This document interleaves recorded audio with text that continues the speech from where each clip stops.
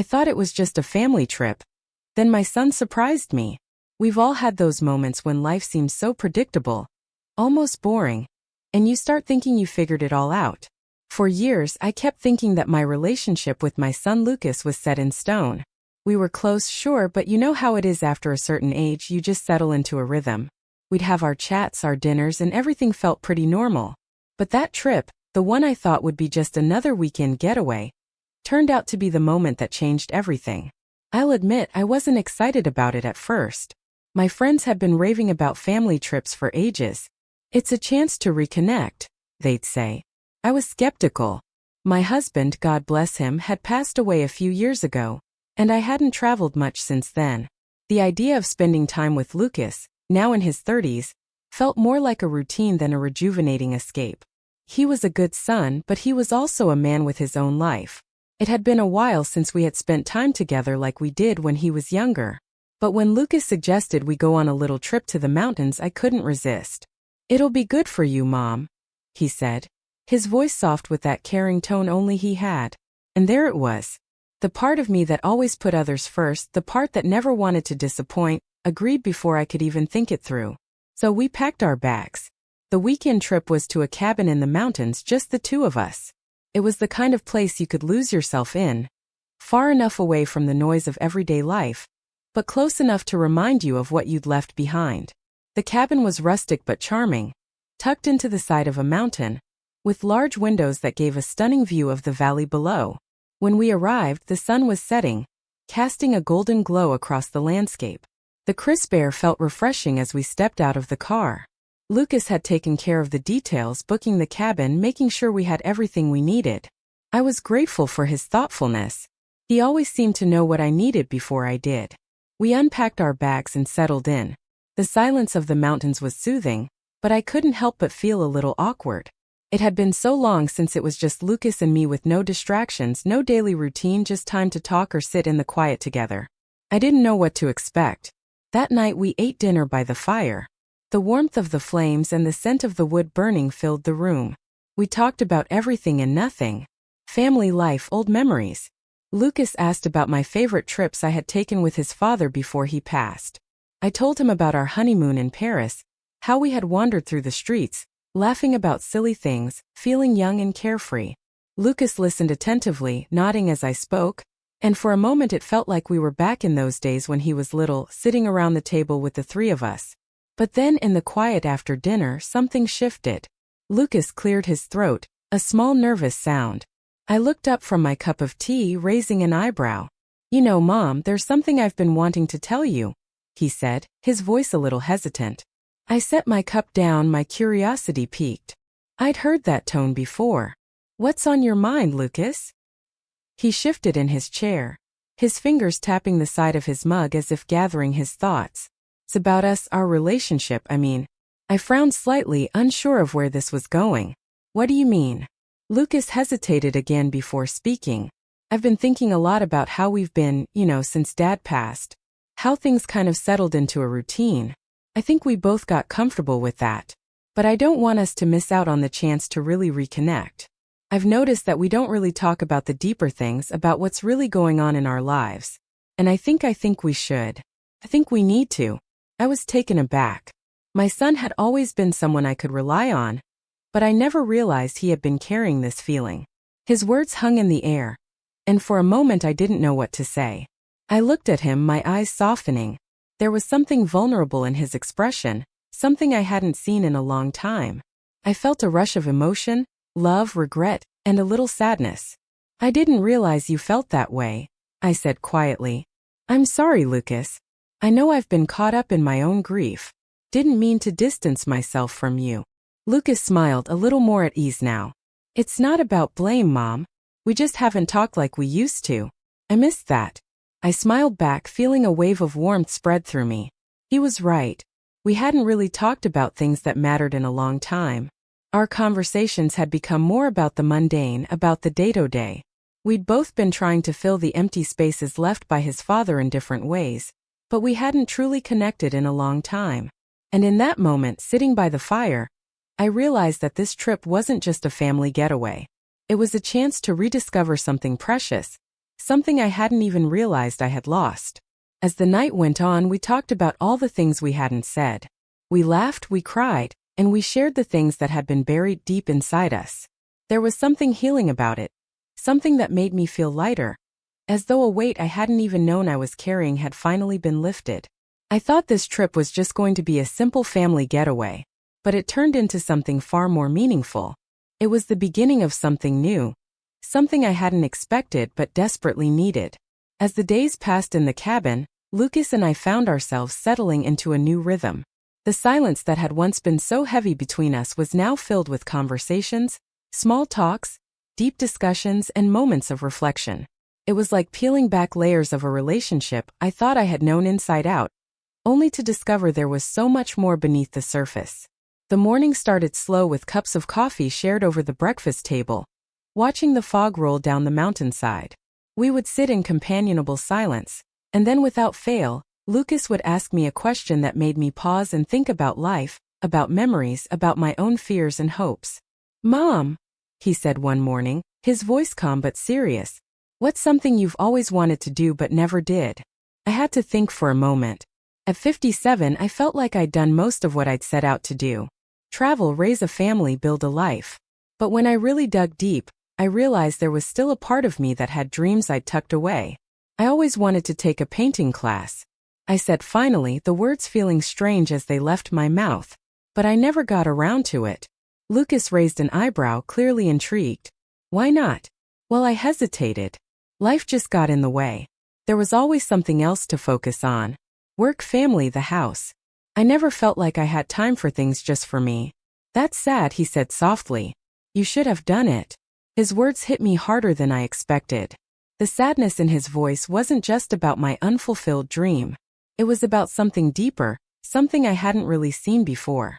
The idea that my son, a grown man now, still saw me in a way that made him want me to be more than just a mother, but a person with dreams and passions of her own. I smiled at him, though there was a bit of a lump in my throat. Maybe it's not too late, I said, though I wasn't entirely sure if I believed it. We spent the day exploring the area, walking through the woods near the cabin. The crisp autumn air smelled like pine and earth, and the golden light of the afternoon made the trees look as though they were on fire. It was the kind of peaceful day that made you forget about the world beyond the mountains, the worries and stresses that followed you everywhere else. But for Lucas and me, it was the kind of day that allowed us to be just two people, a mother and son rediscovering each other. By evening, we were sitting on the porch, the sun just dipping below the horizon.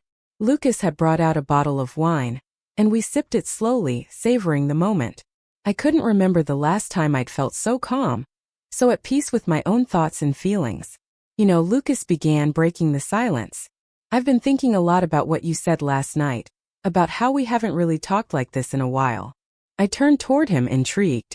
What about it? I think he paused, gathering his words. I think we've both been so focused on the past, on what we've lost, that we forgot about what's still here, what's still possible. His words struck me again like a gentle wake-up call. He was right. We'd spent so much time grieving, so much time looking back that we had forgotten to look forward. The idea of moving on, of embracing the future, had felt almost impossible at times. But now, sitting here on the porch with my son, I realized something. Maybe it wasn't just about mourning what was gone. Maybe it was about embracing the opportunities that still lay ahead. I took a deep breath, the cool air filling my lungs. You're right, Lucas. I've been so caught up in what's been lost that I haven't really allowed myself to think about what's still possible.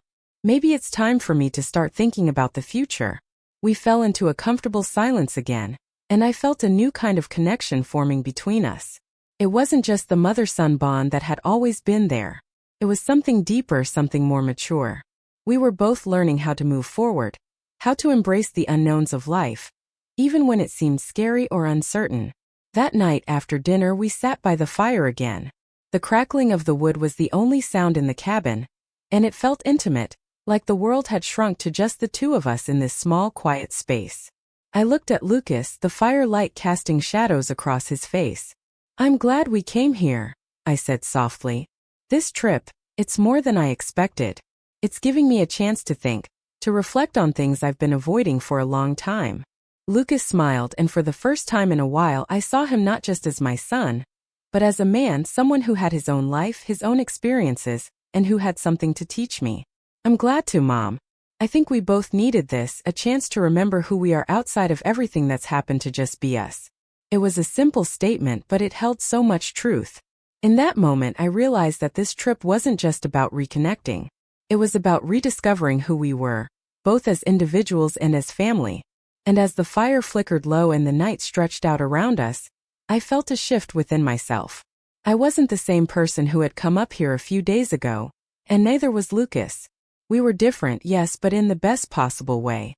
We were beginning to understand each other again, in a way that felt more real and meaningful than ever before. The trip wasn't over yet, and I knew we still had a lot of ground to cover. But for the first time in a long time, I felt hopeful about life, about Lucas, about me.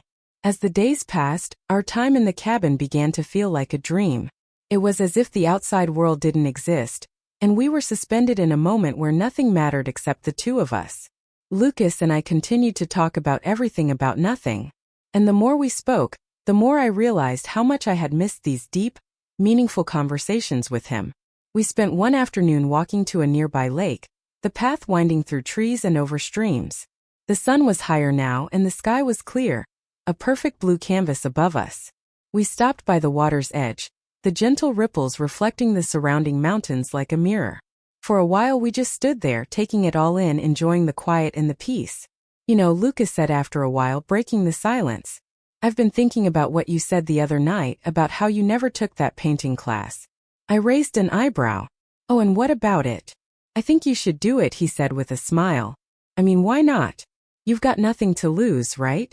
You've spent so much time putting others first, taking care of everything and everyone else.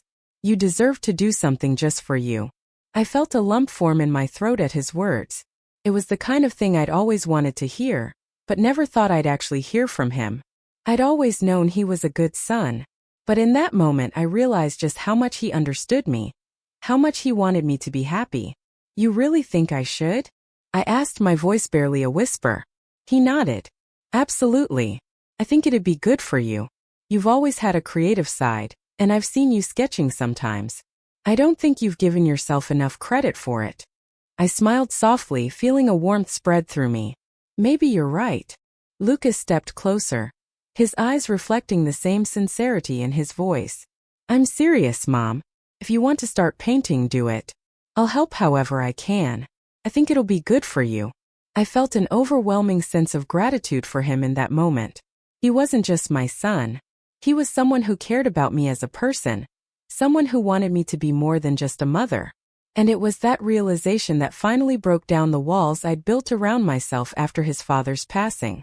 I'd hidden behind the label of being a widow, a mother, a caretaker, and I'd forgotten that I was also Natalie, the woman who had dreams, who had passions, who was still alive and capable of growing, learning, and experiencing new things. We stayed at the lake for a while longer, just soaking in the beauty of the place, and the bond we were rediscovering. As we made our way back to the cabin, I felt lighter, as though a weight I hadn't realized I was carrying had been lifted. That evening, as we sat down to our last dinner in the cabin, I couldn't help but feel a mix of emotions. The trip had been everything I didn't know I needed. I had come up here thinking it would be a simple escape, a way to spend a few quiet days with my son, but it had turned into something far more profound. It had been a journey, one of healing, rediscovery, and growth. As we ate, Lucas turned to me with a look in his eyes that I couldn't quite place. I'm really glad we did this, Mom. Feels like we've come full circle, you know, like we're both in a better place now. I smiled, feeling my heart swell. I am too, Lucas. I think we've learned a lot from each other this week, about ourselves, about each other. He nodded, his expression softening. Yeah, and it's made me realize that I want to spend more time with you. Not just on trips like this, but in everyday life. I don't want us to go back to just the routine. I want us to keep talking, keep sharing, keep growing together. I felt a deep sense of relief, a weight lifted from my shoulders. I had feared in the years since his father's passing that Lucas and I would drift apart, that our lives would continue to move in separate directions with no real connection. But now, sitting across from him, I knew that wasn't the case. We were moving forward together. I think that's a good idea, I said, my voice thick with emotion. I think we can make it work. I want that too. As the evening stretched on, we shared stories and laughter, And I realized just how much I had missed this. I had spent so many years grieving, so many years lost in my own sorrow, that I had forgotten how to truly live.